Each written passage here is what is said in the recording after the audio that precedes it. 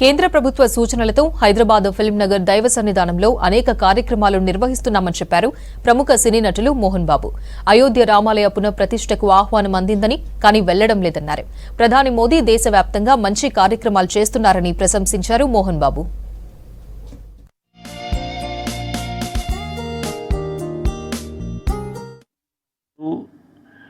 ABC అని చెప్పి నటీనటులకు, సాంకేతిక నిపుణులకు, చిత్రపరికారులు వీటన్నిటిని కూడా కాంగ్రెస్ ప్రభుత్వమే ఇచ్చింది అప్పట్లో. ఇది వాస్తవం. నేను ఎన్నో సందర్భాల్లో చెప్పాను. ఈ ఫిల్మ్ నగర్ దైవ సన్నిధానంలో ఉన్నటువంటి 18 మూర్తులు ఉన్నారు. బ్రాహ్మణోత్తములు 15 మంది ఉన్నారు.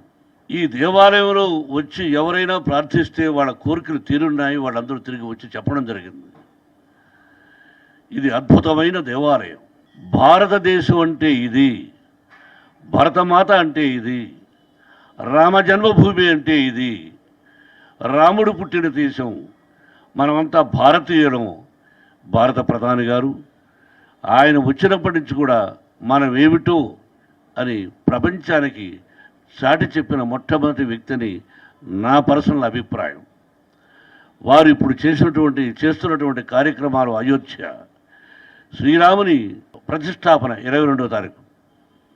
అందుకని ఏ ఊర్లో గ్రామంలో కానీ నేను చూశాను, తిరుపతి నుంచి మనం వస్తే ప్రతి ఒక్కరూ మా రాముడు, మా సీత, మా లక్ష్మణుడు, మా భరత శత్రుఘ్నుడు, అయోధ్య. నాకు కూడా ఇన్విటేషన్ రావడం జరిగింది. కానీ అన్ని సెక్యూరిటీస్ ఇస్తానన్నా కూడా అక్కడ పోవడానికి భయపడి వెళ్ళలేదు. క్షమించని మంత్రం రాశాను.